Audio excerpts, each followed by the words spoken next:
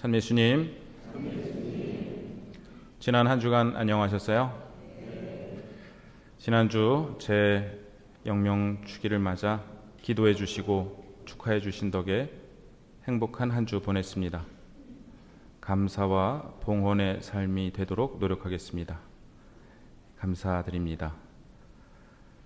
오늘 예비자들께서 우리와 함께 이 자리에 계신데요. 한 사람의 인생관이 바뀐다는 것은 천지가 개벽하는 일이고 온 우주의 질서가 달라지는 일입니다. 예비자 여러분들께서는 여러 가지 계기로 우리 성당을 찾아주셨겠지만 그러한 계기들을 통해 여러분을 이곳으로 불러주신 분은 하느님이십니다. 똑같은 계기가 주어지더라도 모든 사람이 응답하지는 않습니다. 나도 한번 나가볼까 하는 마음의 움직임은 하느님의 부르심이고 그 부르심을 알아들으시고 응답하신 여러분께 진심으로 축하의 인사를 드립니다. 오늘은 지극히 거룩하신 그리스도의 성체성혈 대축일입니다. 제가 신학과 1학년 때 학교에서 단편 영화를 본 일이 있습니다. 한 남자아이가 병원 침대에 누워있고 주위에는 아이의 부모와 의사 선생님이 걱정스러운 눈빛으로 이야기를 나누고 있습니다.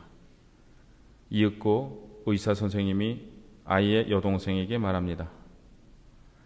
오빠가 지금 당장 수술을 받지 않으면 생명이 위험하단다. 그런데 수술을 하려면 오빠와 꼭 맞는 피가 필요한데 내 피가 오빠와 맞아. 내 피를 오빠에게 나누어 줄 수 있겠니? 아이는 한동안 생각에 잠기더니 조용히 고개를 끄덕였습니다. 잠시 후 장면은 바뀌어서 여동생은 침대에 누워있고 의사 선생님이 다가가 얘기합니다. 내 덕에 수술이 잘 되었어. 오빠는 이제 살 수 있단다. 그러자 그 아이는 커다란 눈망울을 굴리며 이렇게 묻는 것이었습니다. 선생님, 저는 언제 죽게 되나요? 이 대사를 듣고 나서야 피를 나누어 줄 수 있느냐는 의사 선생님의 질문에 동생이 왜 한참을 생각했는지 이해가 되었습니다. 동생은 피를 나누어 주면 죽는 줄 알고 있었습니다. 그러면서도 오빠에게 자신의 생명을 주려 했습니다. 이 영화는 그리스도교 생활 전체의 정점인 성체성사의 의미를 말하고 있습니다. 우리는 우리를 위해 당신의 몸과 피를, 당신의 생명을 실제로 내어주신 예수님의 사랑으로 살아가고 있습니다. 고대 사람들은 생명이 피에 들어있다고 생각했고 이스라엘 사람들은 생명의 주인이 하느님이시기에 피는 신성하다고 믿었습니다. 고대 시대에는 피로 서약을 하는 관습이 있었는데요. 주먹이나 팔에 상처를 내고 서로 그 상처를 맞닿게 하여 서로의 피가 상대에게 흐른다는 상징으로 삼기도 했습니다. 그렇게 생명을 나눈 사이가 됨으로써 서로 평화롭게 지내고 서로의 약속을 지키자고 맹세한 것입니다. 오늘 제1독서에서 모세는 피의 절반을 하느님을 상징하는 제단에 뿌린 후 나머지 절반은 백성에게 뿌리면서 말합니다. 이는 야훼께서 이 모든 말씀대로 너희와 맺으신 계약의 피다. 이는 두 가지 의미를 지니는데요. 하나는 하느님과 우리가 피를 나눈 가족처럼 된다는 것이고 다른 하나는 계약을 어길 경우 어긴 당사자의 피가 이 동물의 피처럼 쏟아지게 된다는 것입니다. 계약 내용은 이스라엘 백성은 야훼의 계명을 지키겠다는 것이고 야훼께서는 그들의 하나님이 되어주시고 그들을 당신 백성으로 삼아주신다는 것입니다. 이 계약이 옛 계약, 즉 구약입니다. 하지만 이 계약은 지켜지지 않았고 결국 파기되었습니다.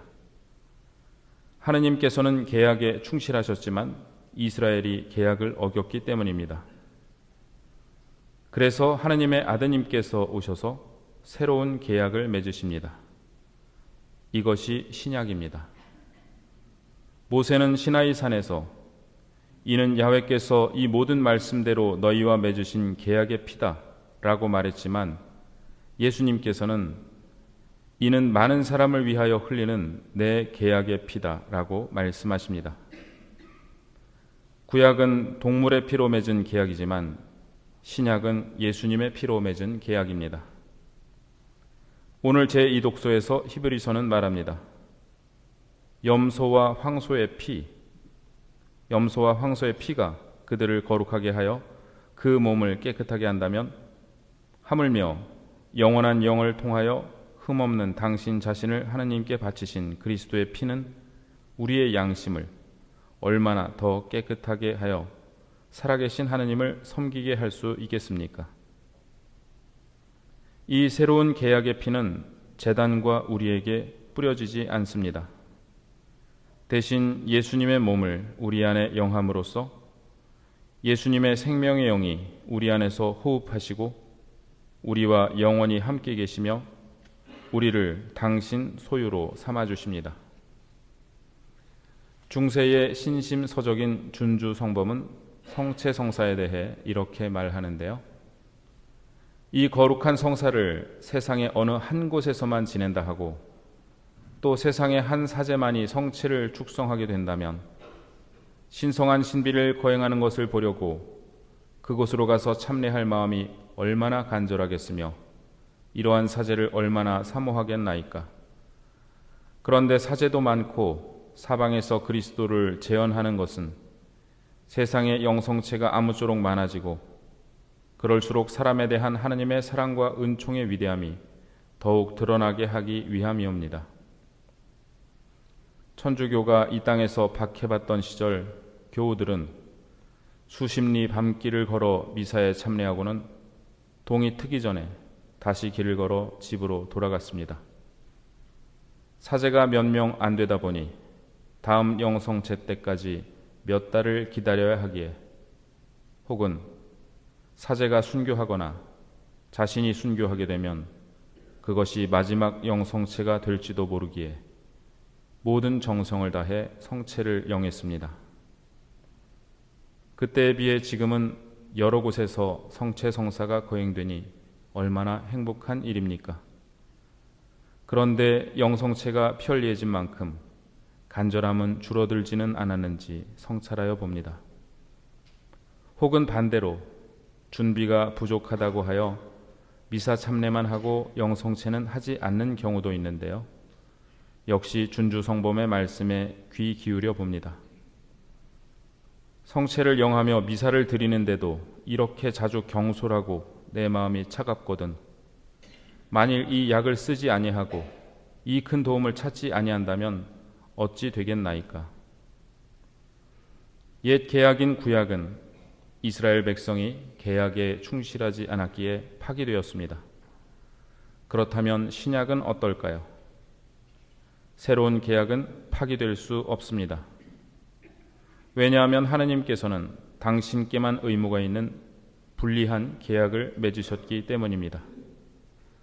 그것은 당신 아드님의 피로 우리 죄를 용서해 주시고 우리를 당신의 아들, 딸로 삼아 주시겠다는 계약입니다.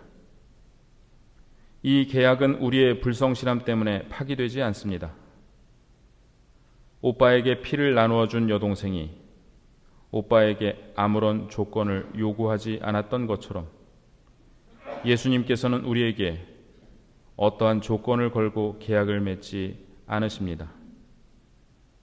받아라, 이는 내 몸이다. 이는 많은 사람을 위하여 흘리는 내 계약의 피다.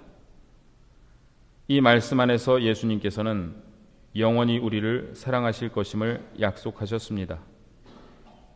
그리고 이 말씀을 하신 다음 날 십자가에서 당신의 말씀이 단순한 상징이 아니라 실제라는 것을, 제단과 회중이 아니라 이 땅을 당신의 피로 적시며 보여주셨습니다. 하늘과 땅이, 하느님과 인류가 그분의 피 안에서 새로운 계약으로 묶인 것입니다. 안소니 드멜로 신부님의 글을 인용해 드리겠습니다. 베드로는 여보시오 무슨 소리를 하는 거요 하며 끝내 부인하였다. 베드로의 말이 채 끝나기도 전에 닭이 울었다. 그때 주님께서 몸을 돌려 베드로를 똑바로 바라보셨다. 그제서야 베드로는 오늘 닭이 울기 전에 나를 3번 모른다고 할 것이다 하신 주님의 말씀이 떠올라 밖으로 나가 슬피 울었다. 나와 하느님과의 관계는 나쁠 것이 없었다. 하느님께 도움을 청하라면 청할 수도 있고 이야기를 나누려면 나눌 수도 있고 찬미도 드리고 감사도 드렸다. 그러면서도 마음이 완전히 편하지 않았던 것이 내가 눈을 들어 당신을 바라보기를 바라고 계신 것처럼 느껴졌기 때문이다. 하지만 나는 그러려 하지 않았다. 하느님의 시선이 느껴질 때면 그만 고개를 돌려버리고 말았다. 두려웠던 것이다. 하느님과 눈길이 마주쳤다가 내가 미처 뉘우치지 않은 죄라도 들춰지면 어쩌나, 어떤 명령이라도 받으면 어쩌나 걱정했다. 어느 날 나는 있는 용기를 다하여 눈을 들었다. 나는 어떤 꾸지람도 듣지 못했다. 어떤 요구도 듣지 못했다. 하느님의 눈은 그저 이렇게 말하고 계실 뿐이었다. 나는 너를 사랑한다. 나는 밖으로 나와 하염없이 눈물을 흘렸다. 베드로가 그랬던 것처럼.